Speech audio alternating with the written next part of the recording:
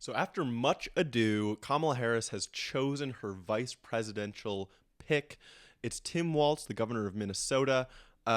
We are super excited about this. We'll get into all of that. What was your initial reaction? My initial reaction was I just couldn't believe it. I am used to the Democratic Party kind of not doing the things that I think are the most politically advantageous. I think they make a lot of mistakes. And so far, over the last 2 weeks, they've properly gotten rid of their unpopular presumptive nominee in Joe Biden and replaced them with Kamala Harris. They've effectively rolled out her campaign, raised tons of money, and now they've picked a vice presidential candidate that is actively exciting the Democratic base, and it has and picked somebody who has a record of reaching out across the aisle throughout his career, and someone who doesn't, come off as a coastal elite. And I think that is such an important thing to get the Democratic Party away from. Stop making the party about the coastal elite liberalism that is just unpopular in Midwest America that we need to represent if we want to win the presidency. Yeah, what you just said brought to mind two things. First of all, Democrats are doing things right. Historically, it does feel like you've been frustrated with Democrats for not doing the thing that everyone says they should do but aren't doing. I will say, I feel like Joe Biden has been a perfect counterexample to that. Like what we've seen from the Biden administration, from a more leftist, progressive ideology, he's fit into that. Like he's made some big moves to move the country forward. The other thing that I was going to talk about is I feel like Democrats' biggest weakness is coastal elitism, is the idea that they look down on the majority of the country that aren't as educated or rich as them, and think that those people, they need those people for votes, but they don't actually have good enough ideas. And exactly I totally agree with you, because the thing is, Kamala Harris plays into that. Kamala Harris seems like a coastal elite, and you're right that Tim Walz absolutely does not. And I think there's a really nice divide going on between the two tickets here with Harris, Walz, and Vance, Trump, because Harris, Walz, they went to college at Harris at a historically black university. Walz went to a state school in Nebraska. Vance went to Yale, and Trump went to Wharton. There's like a really nice dichotomy of trying to flip the script of who's actually the elites here. Yeah. Right? Who's actually the party of elite? And who is the middle American, the heartland American people person? And I think Walz represents that way better than J.D. Vance ever could. Oh, yeah. I mean, this is so our biggest question here is, why was it Walz, right? Because there were a lot of people on the table. Josh Shapiro, someone we're going to talk about, is probably the most obvious candidate as the governor of the most important swing state for Democrats. Yeah. But Walz, his story is like perfect, right? He serves in the military for almost 20 years after getting out of high school to help support his family. He becomes a teacher. He becomes a high school football coach. He enters Congress, and he's a representative for 12 years, becomes the governor, and now he's the VP pick. Like, he is the perfect everyman, and that is also represented in how he speaks. Yes, but it's also interesting because it's not just how he speaks, it's also how he votes. It's what he fights for. He's consistently fighting for working class people. And in the state of Minnesota, we'll get into the whole record of his governorship, but he goes to bat for working families time and time again. And what I think is so fascinating is, historical rhymes are overplayed a lot in political analysis, but I do think it's worth pointing out that 1964, the vice presidential candidate Lyndon Johnson becomes the presumptive nominee after JFK dies, and he nominates a liberal from Minnesota, Hubert Humphrey. And now here we are. We have the vice president going to the top of the ticket with Harris, picking a liberal from Minnesota. And it's nice. And this is another thing for political nerds out there. It's nice to see the Farmer Labor Party get their say on the national stage.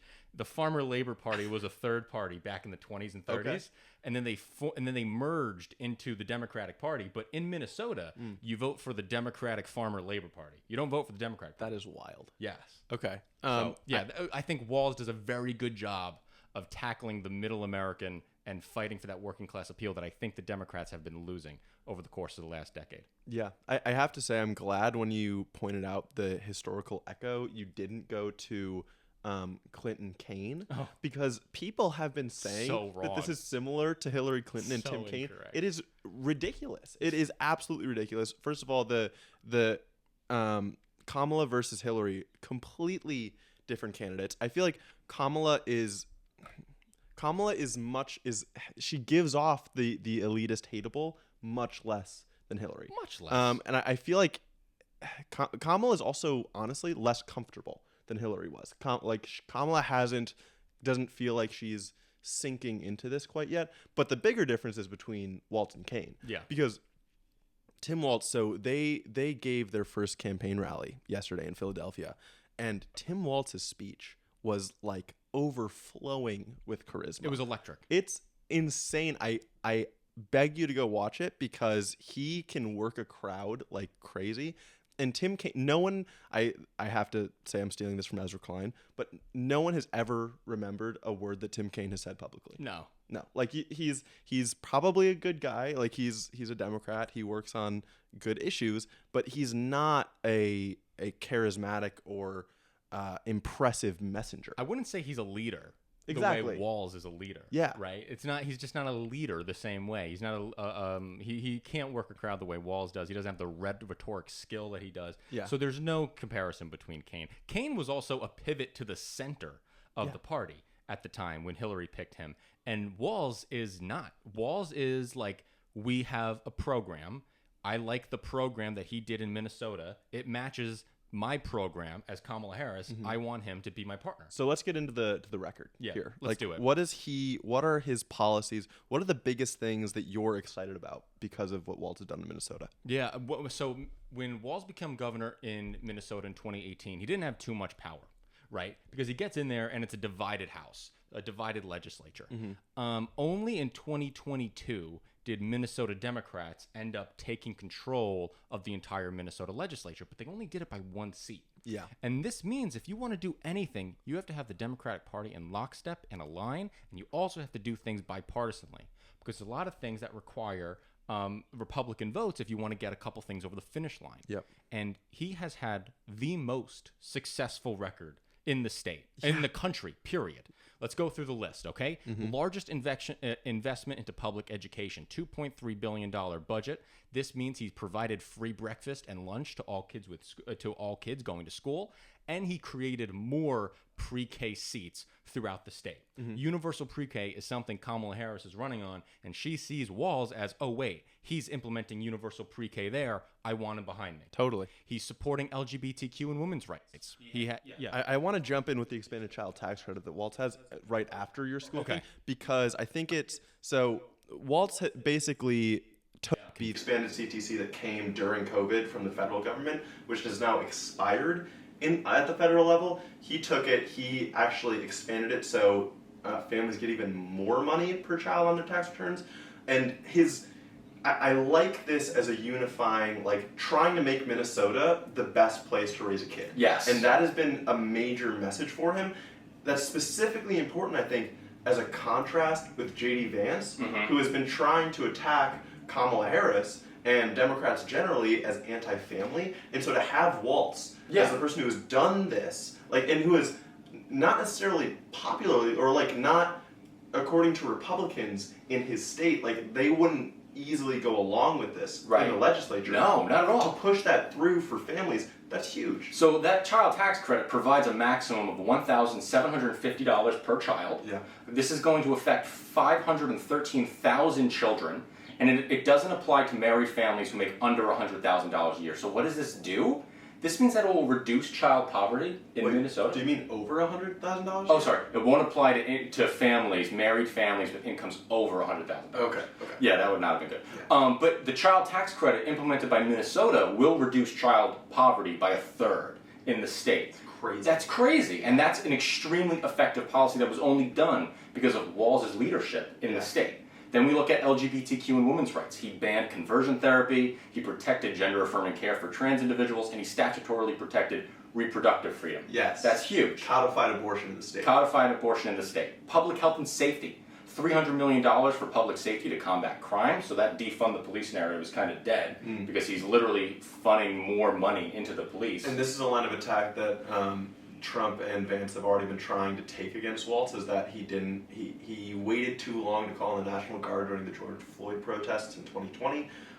It's kind of silly, I think, because also he just waited a little bit while there are Democrats in other states that didn't call in the National Guard at all, and Democrats were attacking Walz because he did call in the National Guard at some point. So I think it's kind of silly to say he's weak on crime. I absolutely agree. He also went pretty hard on gun control. Even though he's a very big pro-Second Amendment guy, he did pass red flag laws for gun purchases. So if you have like a domestic assault charge, you get red flagged and you can't purchase a gun going forward. Universal background checks and other gun-related restrictions, like the type of triggers you can have. Yeah, and he is a great messenger on this too, because Tim Walz is a huge gun owner himself. Like he's apparently known. I don't know if you read this, in Congress as one of the best shooters in Congress. That's awesome. Like he shoots pheasant. I think one of the first things he said, I think it was about Vance, is that I'm sure he can't shoot pheasant as well as me. So like to have clearly like a pretty avid gun owner be this staunch on gun ownership restrictions or background checks is a great person to have, because it's all about responsible gun ownership, and Tim Walz is a good communicator of that. It's definitely someone who's been in the Army for 20 years, right? He also did a bunch of stuff for workforce development, right? He secured millions of dollars to connect people to high demand career fields, specifically targeting the semiconductor industry. Nice. Free college for any student whose family makes under $80,000 a year. You get free college and $1 billion in childcare. We know childcare is the #1 cost. Don't forget, in the debate with Donald Trump and Joe Biden, Donald Trump was asked 3 times what's his plan on childcare was, and he had nothing to say, because the Republican Party doesn't have a plan for childcare. Yep. The Democratic Party is doing stuff around the country. Yeah. And then the last thing I got is protecting the environment. He signed a bill to get Minnesota 100% clean energy by 2040. Yeah. And he decreased the amount of regulations necessary for clean energy projects, upping the amount of transition lines going in, which is just... That's perfect. That's our dream. Like and it's also, it's our dream, but it's also Kamala Harris's dream. And I think when we go back to the question, why did Kamala pick Walz? It's because Walz did in Minnesota what Kamala wants to do for the country. Yeah. And that's what it comes down to. Yeah. And I think it's important, because the question I kind of want to pivot to is, we know that VP picks usually don't do anything. We're very excited about Walz. It's entirely possible still that he won't do anything or won't have much of an effect on this election. Where I think there can be effect, and what I'm hoping will be communicated to people, is that it seems like Walz really is a pick as a governing partner. Yeah. One, he's been a governor, which means he's had to hold the executive role, and I think he's going to be helpful in that way. But also, there's a reason that Kamala Harris didn't pick a Josh Shapiro or Mark Kelly. Yeah. And I'm hoping that because it looks like she's choosing Walz as a governing partner, that can encourage voters that she actually wants to follow his record. Yeah. Right? I agree. And that might help. Shapiro is at least seen, and I think on a few issues, is more moderate. Yeah. So I feel like if we're thinking about someone as a governing partner, one, it might kind of drag you down if they're constantly trying to promote themselves, if they're campaigning for 2032 or whatever the whole time. But also, his stances might just not align with Harris's in the way that he can be that good of a governing partner. Right, and Shapiro has 2 stances that are actually pretty divergent from what Shapiro has stances that are divergent from what Harris wants, right? The big ones that I'm thinking about are school voucher programs. Shapiro has been a proponent of school voucher and school choice. He's not that supported by like the public schooling system. And then also on top of that, if we look at his record for like corporate taxes, he's been angling to try to lower the corporate tax rates in Pennsylvania. Yeah. That's something that Harris obviously does not want to try to replicate on a national stage. Exactly. And I do have a feeling that Harris is going to want to be a little bit harder on Israel, a little bit more pro-Palestinian people than Shapiro might be comfortable projecting. And I know we want to get into these attacks that not picking Shapiro is anti-Semitic. Yeah. We both think that's garbage. But the one other thing I want to say that differentiates Shapiro and Walz is that when you talk to Walz or when you hear Walz talk and watch him talk, it feels like you're hearing things unfiltered. You're hearing it not having been packaged up so that it's good enough, clean enough to come out of a politician's mouth. And I think that's something that's going to help, like, it's going to make him feel more approachable, and in tandem, even though Kamala is the type of person who all of her thoughts are packaged before they come out, I think it's going to endear people to the ticket a little bit more. Shapiro also feels like the things he says are packaged. Yes. And don't get me wrong, he's great. It's a great package. At delivering them. Yeah, he sounds super well spoken, but I think that this is something that plays into the Midwestern dad Walz vibe. Right. That Harris, it makes sense that she wants to seize on that. Yep, I absolutely agree. With the comments about the anti-Semitism thing coming from the right wing, saying that there's no room for Jews in the Democratic Party, that's ridiculous. The Senate majority leader is a Democrat, and he's a Jewish man. The largest progressive icon of the 21st century was Bernie Sanders, a Jewish man. Yeah. If you look at the Jews in Congress, there are, I think, 20-something Jewish people in Congress. Only 2 of them are Republican. All the rest are Democrat. It's insane. I think there's 4 Jewish senators. Okay. All of them are Democrat. None are Republican. All of the Jewish governors are Democrat. Not a single one of them is Republican. And so it's a very baseless attack to say that our party, the Democratic Party, does not have a place for Jewish people. It is so blatantly wrong. Yeah, and yet I'm not surprised by it, because what we've seen, all of the lines of attack for Trump and Vance have been, okay, this thing, and Democrats are guilty of this too, but this thing that could be a stance on either side of the middle of this issue is the most extreme. Yes. It's the most extreme side of the thing. So, not picking the Jewish governor who was being considered as VP, you're completely anti-Semitic. Being pro-Palestinian, you're completely anti-Semitic. And we've seen that since October 7th of last year. Of course. But yes, I will say Democrats can do the same thing, but the problem is it truly is much more believable that Republicans do want to implement Project 2025. Right. Like, there are connections. There are so many connections. J.D. Vance wrote the foreword to the book about Project 2025.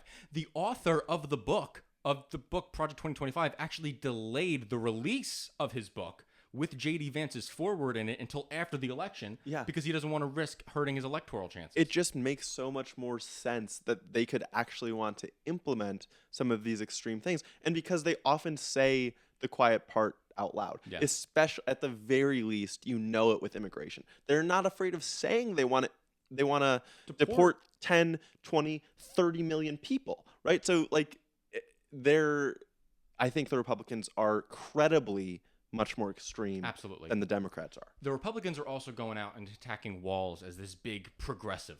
And to be honest with you, Walz isn't a big progressive. In Minnesota, he implemented a lot of progressive policies. Yeah. But that doesn't mean he was on the progressive wing of the Minnesota Farmer Labor Party. No? Because he wasn't. He was not. Progressives were mad at him in 2020. For doing what? For the Black Lives Matter response. Okay. But then, in addition to this, Walz sat to the right of the majority of Democrats during his time in Congress. One of the big votes he took, he actually split with Obama. And he only voted with 19 other centrist, conservative-ish Democrats and voted to extend the Bush tax cuts. Wow. And during that time, this proposal decreased taxes for people who made more than $250,000 a year. So he has not been this liberal, progressive bastion, especially in Congress. He voted for the Bush tax cuts. So I don't think it's fair to label him as a progressive. I don't think it's accurate. I want to push back on you a little bit, because I think what he's done in Minnesota is super progressive, and I think it is more in good faith to take his more recent record as more indicative of what he's likely to do.